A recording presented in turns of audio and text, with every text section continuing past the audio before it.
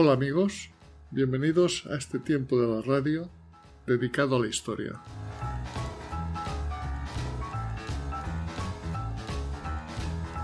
El 14 de julio de 1789, el pueblo francés, empujado por la pobreza extrema y las desigualdades sociales existentes, inicia un movimiento revolucionario tomando la cárcel de la Bastilla. En realidad, esta toma es más bien simbólica, pues en su interior solo había 7 presos: un enfermo mental, 4 falsificadores, un noble condenado por incesto y un cómplice del autor de un intento de asesinato de Luis XV. Como ves, amigo oyente, nada de personas significativas que hubieran luchado contra la monarquía absoluta de Luis XVI, pero esta toma, en la que solo hubo 2 bajas en el enfrentamiento entre atacantes y soldados defensores, sí significó el inicio de la Revolución Francesa, pues de alguna manera legitimó una escisión a vida en los Estados Generales convocados por Luis XVI por la gravedad económica por la que pasaba el país. Escisión conocida como la Asamblea Nacional, formado por comerciantes, artesanos, campesinos y sectores populares. Los 2 primeros estados, recordemos que eran el clero y la nobleza.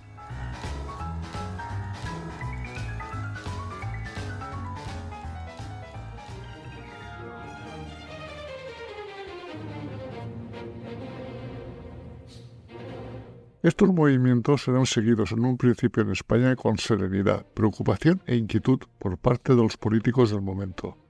Pero conforme la Revolución Francesa iba ganando terreno, esta inquietud se convirtió en pánico, y el secretario de Estado de Carlos IV, el conde Floridablanca, estableció una especie de cordón sanitario en las fronteras.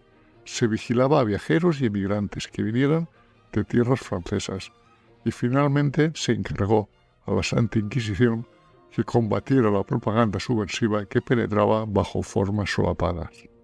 Casi nada. En lo que afecta a la sociedad española, pocos españoles se manifestaban públicamente favorables hacia la Revolución Francesa. El poder real parecía mucho más fuerte, mientras que en Francia la Asamblea General se negaba a obedecer las órdenes del rey. En España nadie protestó. La burguesía española era demasiado débil, demasiado dispersa y demasiado poco segura de sí misma para encabezar una oposición resuelta a cambiar la sociedad. Carlos IV, en febrero de 1792, preocupado por la suerte de Luis XVI apresado desde junio del año anterior y contrario a las ideas impulsadas por la Revolución Francesa, destituye a Floridablanca a la vista de los nulos resultados que éste había conseguido en sus negociaciones con la Francia republicana. Para solucionar la situación, pone en su puesto al conde de Aranda. Nada más tomar posesión al mismo en abril de 1792, se forma la gran coalición que unía a los países monárquicos contra la Francia republicana, y empiezan las acciones bélicas el 20 de abril, cuando una parte del territorio francés fue invadido por Prusia y Austria.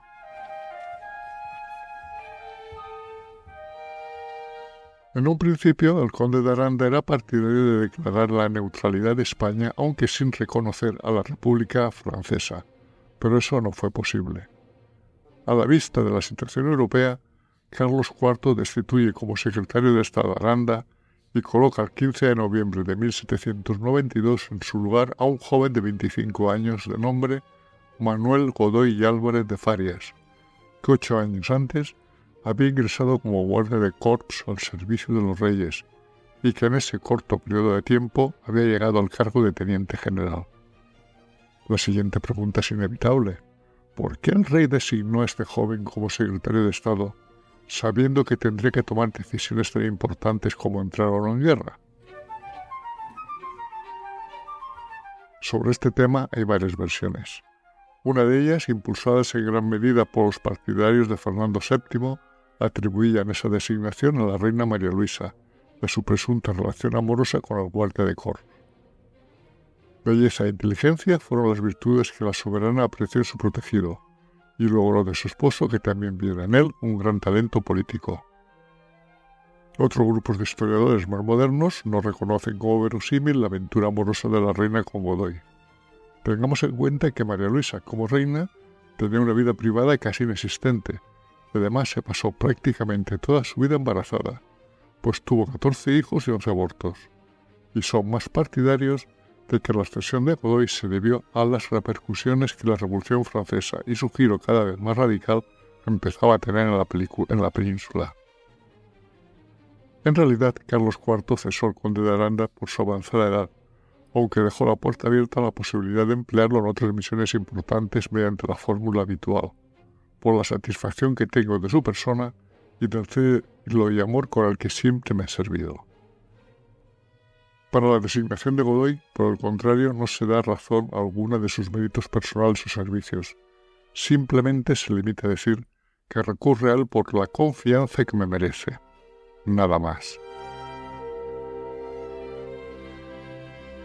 El nuevo secretario de Estado carecía de bagaje personal, pero podía presumir de contar con los honores, títulos y riquezas exigibles en el ambiente cortesano para encabezar el gobierno de la monarquía. Bien es verdad que todos eran muy recientes y producto exclusivo de la voluntad real. Había sido armado caballero de la Orden de Santiago, se le había concedido la Gran Cruz de la Orden de Carlos III y se le había nombrado gentil hombre de cámara de su majestad, y el rey le había concedido un título nobiliario de duque de la Alcudia, con grandeza de España, y le había designado consejero de Estado. Más títulos no le cabían. El hecho es que en noviembre de 1792 el Reino de España tenía un nuevo e inexperto secretario de Estado.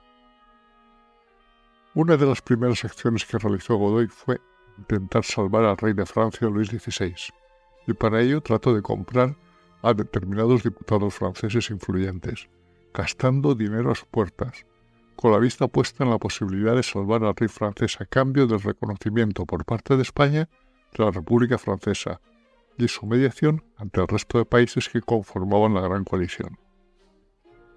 Y como era de esperar, estas propuestas fueron muy mal recogidas por los revolucionarios franceses, que vieron en ellas una injerencia inadmisible en un asunto que solo concernía a Francia. El resultado fue la ejecución de Luis XVI el 21 de enero de 1793, lo que provocó en los reyes de España un gran impacto y desde luego ya vieron imposible una negociación con la Francia República. Así que Godoy expulsó de Madrid a Jean-François de Bourbois, ministro plenipotenciario de Francia en la corte española, y en consecuencia Francia nos declaró la guerra el 7 de marzo de 1793, que fue conocida como la Guerra de los Pirineos, como la llamaron los ingleses, la Guerra Grande, como la llamaron los catalanes, o la Guerra del Rosellón.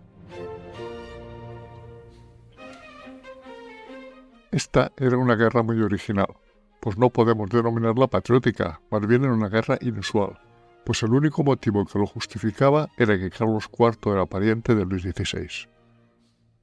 Y tenía un gran trasfondo geopolítico, pues Inglaterra pasaba de ser enemigo acérrimo de España a aliada, lo que daba ocasión a esta que aprovechase para extender sus redes comerciales.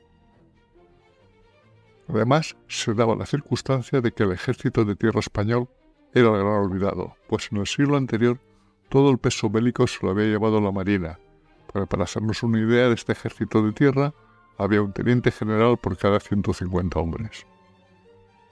Sin embargo, a pesar de estas circunstancias, los grandes de España se apuntaron enseguida aportando hombres y pagando su equipo, que más bien parecía una guerra medieval en donde la nobleza mandaba la guerra a sus mesnadas.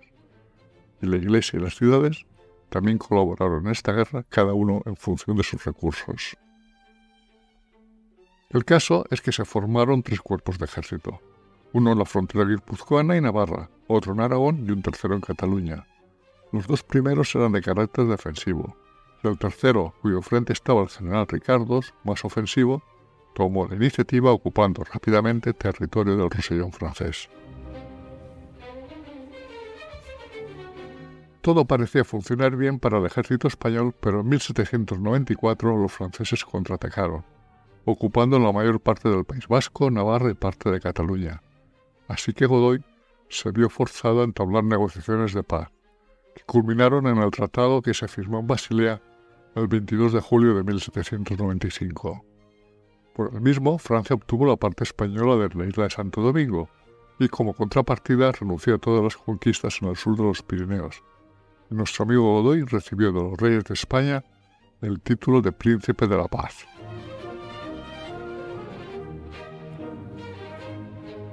Quizá, amigo oyente, hayas pensado que los franceses eran muy malos negociadores, o que Godoy era muy hábil.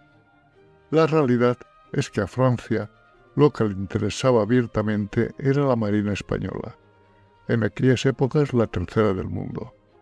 Los revolucionarios franceses eran muy conscientes de que a pesar de la gran coalición en la que luchaban juntos Inglaterra y España contra Francia, era muy importante para Francia volver a la tradicional alianza de Francia y España contra Inglaterra, con independencia de que un país fuera monárquico y el otro republicano. Era lo que interesaba y era lo que buscó Francia sin pasar mucho tiempo. Antes de seguir adelante con el audio, permíteme, amigo oyente, unos comentarios sobre las relaciones entre Carlos IV, María Luisa y Godoy.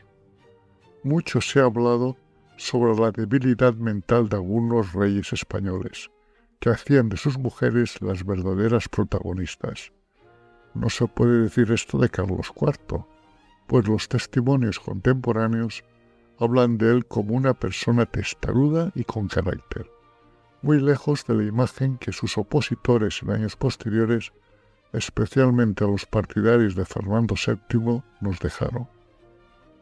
Por su parte, el poder de María Luisa era grande, pero siempre era una prolongación del poder del rey. En algunos casos, el rey se mantenía en apariencia al margen y dejaba que fuese la reina la que realizase las gestiones con algún político o embajador, pero siempre las decisiones habían sido tomadas por el monarca anteriormente. Resulta difícil saber si la pareja real estaba en desacuerdo en algún asunto político importante, pero sería de extrañar que esto ocurriera a menudo en un matrimonio regio tan unido desde la adolescencia. Y así, en menos de un lustro, Carlos IV consiguió desarticular la herencia política de su padre, creando una red cortesana y administrativa afín. María Luisa era un instrumento político de su marido, alguien que podía inmiscuirse en los asuntos de la corte sin que la figura del rey quedase dañada. En realidad, la reina tenía un papel importante en la corte, haciendo el trabajo sucio del rey, que buscaba no inmiscuirse directamente. Y para completar el trío tenemos a Manuel Godoy y Álvarez de Farias, un joven que cayó con buen pie en la corte y mucho más a los ojos de María Luisa, que veía en él a alguien con ideas mucho más actuales que las que tenían los secretarios de Estado clásicos como Florida Blanca y el conde de Aranda. Y con esa idea, de una manera meteórica, Godoy pasó, como ya he comentado, en 8 años a ser de un simple guardia de corps a secretario de Estado. Con el tiempo, María Luisa escribió a Godoy que a los tres, ellos dos y Carlos IV, formaban, por el poder que regentaban, la Trinidad sobre la tierra. No puede haber persona que sea tan vanagloriosa. Tras la firma en 1795 de la Paz de Basilea, por la cual se puso fin a la guerra hispano-francesa, ambos países decidieron unir sus fuerzas contra Gran Bretaña, enemigo común. Francia se encontraba en guerra contra la Gran Coalición, unión de varios países entre los que Gran Bretaña era la principal potencia, lo que originó que la flota española se convirtiera en objetivo de la flota militar británica.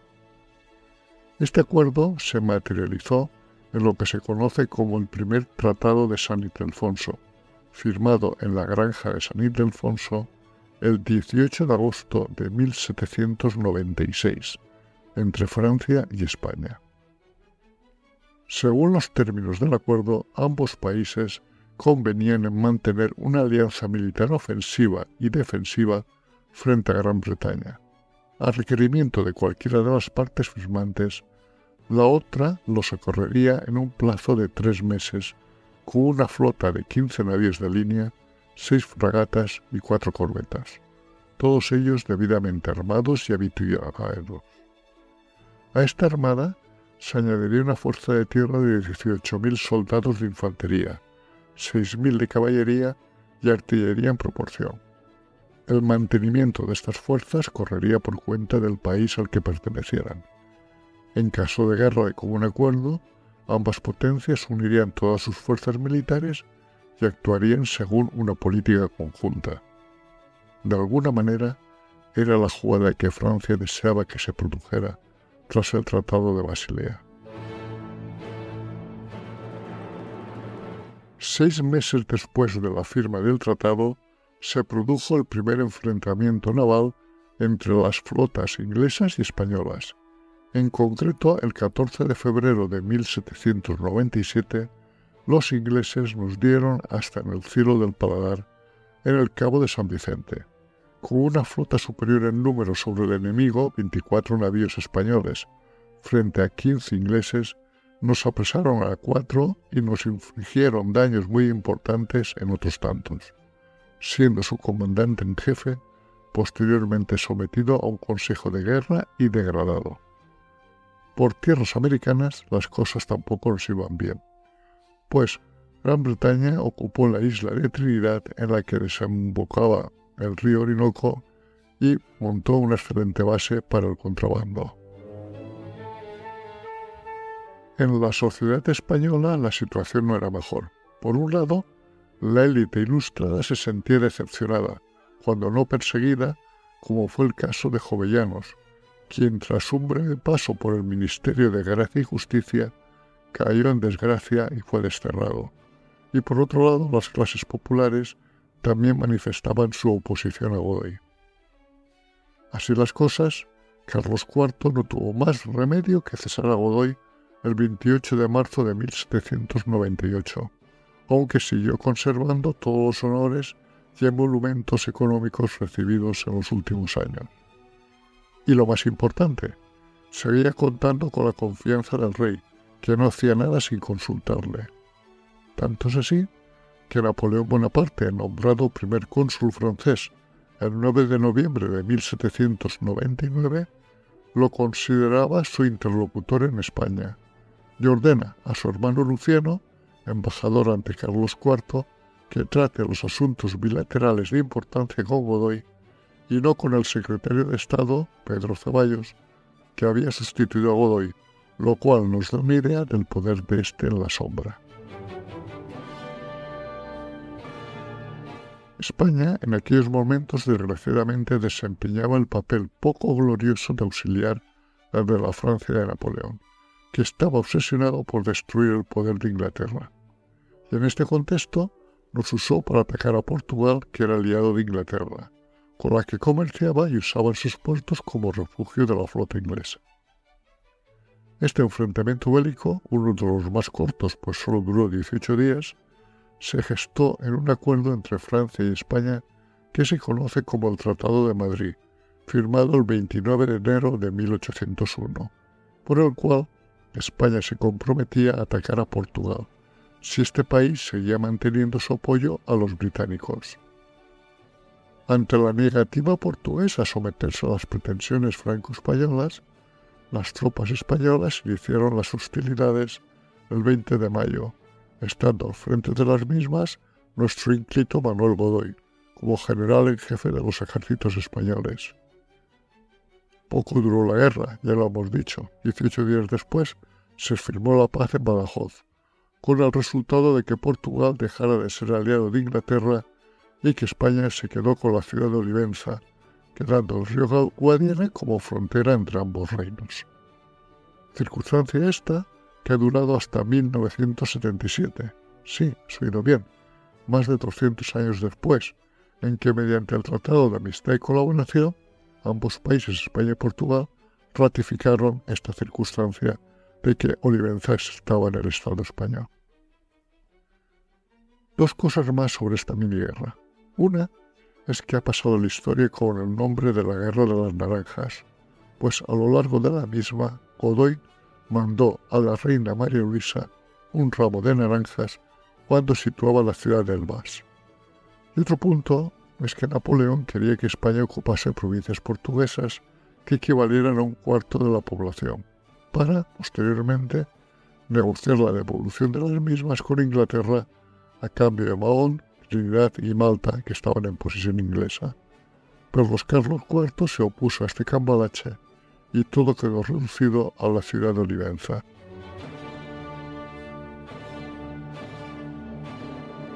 Tras su victoriosa campaña en Portugal, los reyes nombraron a Godoy generalísimo de los ejércitos y le encomendaron la dirección política de la monarquía.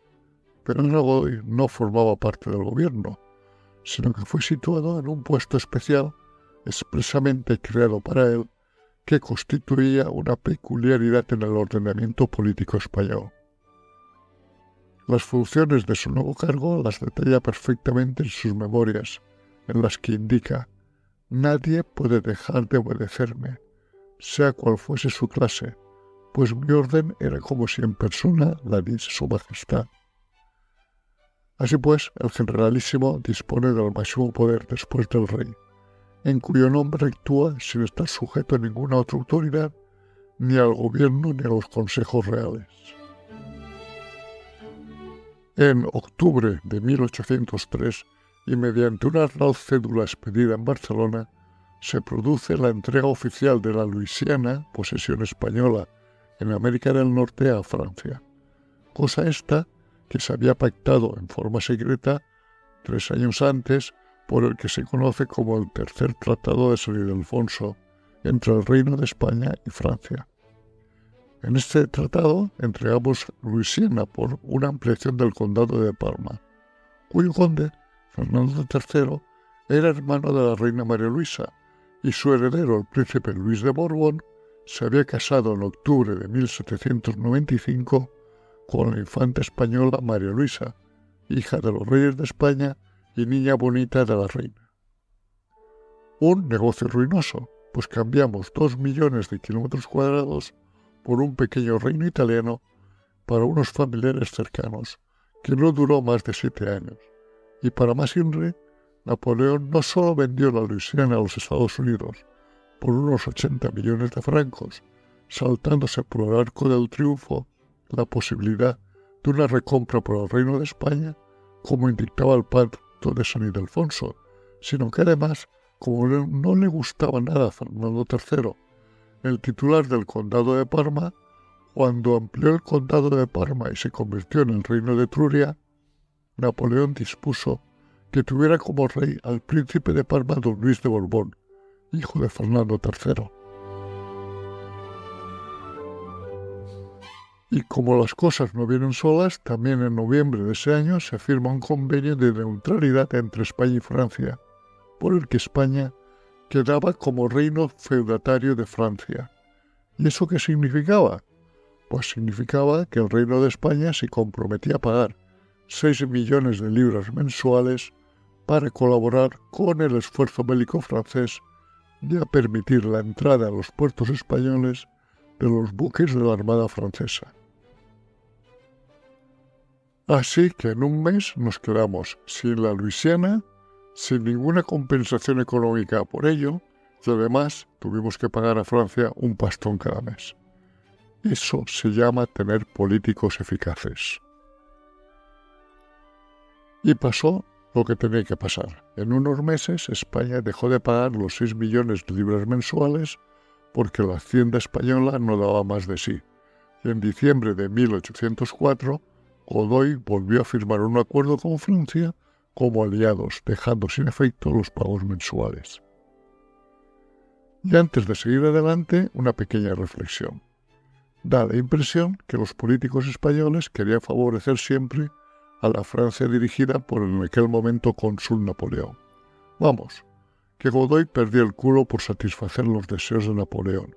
Si no es así, no tiene sentido tanta concesión. Quizá esta postura de Godoy viniera influenciada por algún rumor generado por el propio Napoleón en el sentido de agradecer la gestión de Godoy mediante un pequeño reino, pero lo cierto es que Godoy bailaba al son de Napoleón. Sin embargo, Napoleón opinaba de Godoy que era un ser nefasto, lo consideraba un inútil e incluso medió ante Carlos IV para que lo desfenestrara, pero éste no accedió a los deseos del futuro emperador francés. Y a todo esto, Napoleón iba a la suya, que en principio era invadir Inglaterra. Para ello, entre 1803 y 1805, fue agrupando a un ejército de 200.000 hombres al que denominó la Armée d'Angleterre, en Boulogne.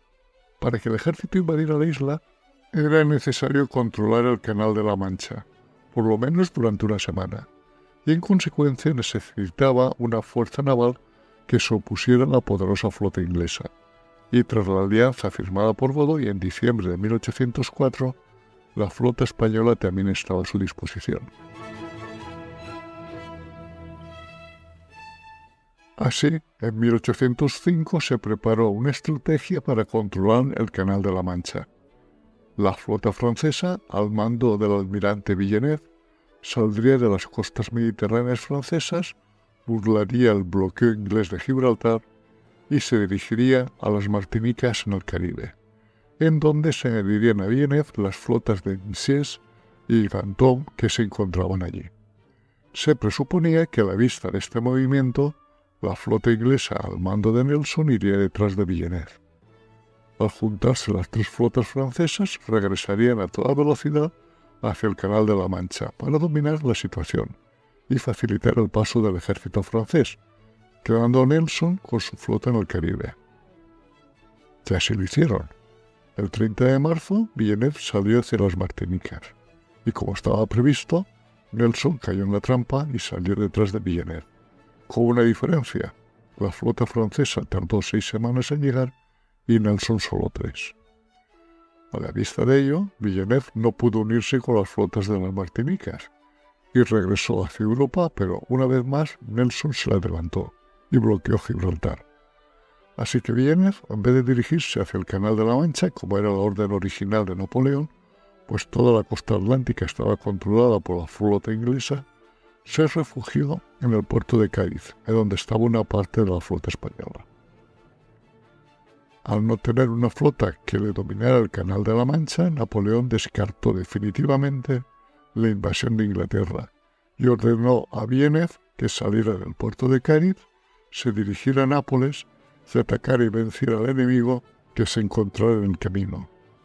Pero Villeneuve no veía clara la situación y fue retrasando la salida, hasta que el 16 de septiembre Napoleón decide sustituirlo por el vicealmirante Rossini. Enterado Villeneuve de su sustitución, lo cual no le hizo ninguna gracia, preparó la Armada Conjunta Franco-Española y partió de Cádiz el 18 de octubre, antes de que llegara su sustituto, con el objetivo de vencer a la escuadra que bloqueaba el puerto, que suponía inferior a la franco-española. Pero no tuvo en cuenta que Nelson, con su flota, estaba patrullando en el estrecho de Gibraltar. El encuentro entre ambas flotas se produjo al sur de Cádiz, a la altura del Cabo de Trafalgar, el 21 de octubre desde primeras horas de la mañana. A la vista de las fuerzas y de los vientos dominantes, Villeneuve dio orden a la flota de girar para volver a refugiarse al puerto de Cádiz. Una orden dada a destiempo, pues ya Nelson se disponía a atacar la flota, lo que hizo en forma de 2 columnas perpendiculares a la columna de Villeneuve. Todo no sabía que le salió bien, aunque le costó la vida. De los 33 barcos en línea de la flota franco-española, entre requisados por los ingleses y hundidos, solo se salvaron 11. Murieron 3.240 marineros frente a los 449 de la flota inglesa. Y desde aquí, prácticamente durante el siguiente siglo, los mares fueron dominados por la Royal Navy. Cuando la noticia llega a la corte española, la reina María Luisa le pregunta a Godoy sobre lo sucedido en Trafalgar, a lo que Godoy le contesta que fue una batalla feliz. Durante 1806, los españoles fuimos lamiéndonos las heridas de Trafalgar y mientras tanto Napoleón, ya emperador francés desde diciembre de 1804, empieza a dominar el continente europeo, venciendo en Austerlitz en diciembre de 1805 a una coalición austro-rusa y en Jena al ejército prusiano en octubre de 1806. En ese afán de dominio continental, un reino que le molestaba era Portugal, por su alianza con los ingleses, pero para su dominio tenía que contar con España, pues solo con la flota francesa sin el ejército de tierra no era capaz de ocupar Portugal. Así que Napoleón plantea una estrategia que necesita obligatoriamente la colaboración de España y que reflejó en el Tratado de Fontainebleau. La jugada contemplaba el paso del ejército francés por el territorio de España hacia Portugal y la colaboración del ejército español en dicha ocupación. Una vez ocupado el país, este se dividiría en tres partes. La parte norte, con capital en Oporto, se llamaría Reino de Lusitania Septentrional, que se entregaría a Luis II de Etruria, sobrino y yerno al mismo tiempo de Carlos IV, en compensación por su reino de Etruria. La zona sur, formada por el Alentejo y el Algarve, se llamaría el Principado de los Algarbes y sería entregado a Manuel Godoy para su gestión. Y la zona centro se la reservaba a Napoleón para negociar posteriormente con el Reino Unido su intercambio por otras zonas geográficas. Y como es de suponer, Carlos IV y Manuel Godoy perdieron el culo para cerrar este tratado, lo que sucedió el 27 de octubre de 1807. Y el ejército francés no perdió tiempo, atravesó el territorio español y el 30 de noviembre ocupó Lisboa, y un día antes la familia real portuguesa salió en barco hacia Brasil.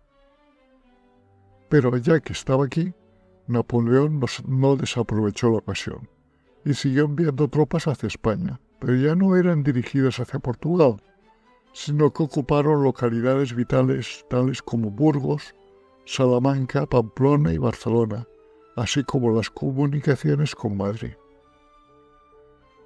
Y para dejar constancia de ello, en marzo de 1808, Napoleón hizo llegar una misiva al Reino de España bajo el nombre de Especies y Cuestiones Proponibles, en el que se arrogaba el derecho de mover y situar los ejércitos sin ninguna limitación de provincias y lugares, exigiendo que cualesquiera plazas fuertes sobre las cuales necesitaban apoyarse sus ejércitos les fueran abiertas.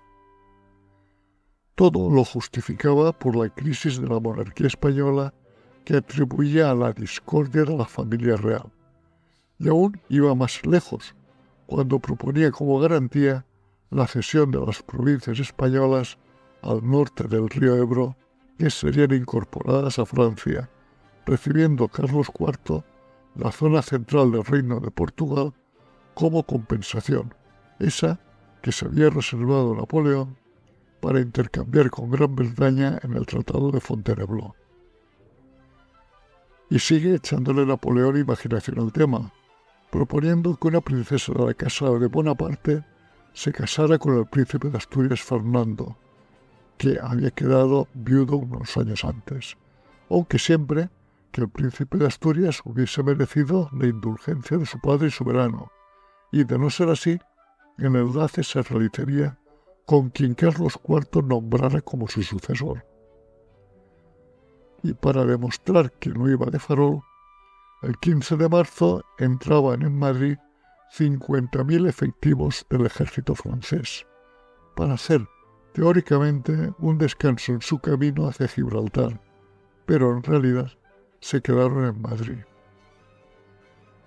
Y unos días después se produce el motín de Aranjuez, pero eso ya es el inicio de nuestra guerra de la independencia, a la que por su importancia dedicaremos otro audio.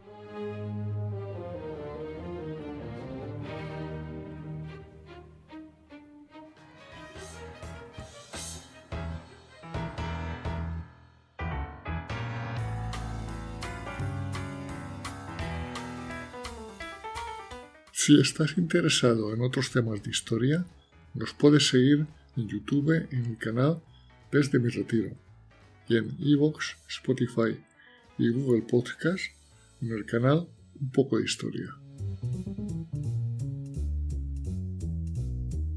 Este proyecto radiofónico, creado desde mi retiro en la España profunda, es una realización, para bien o para mal, de José Luis García, ciudadano del mundo.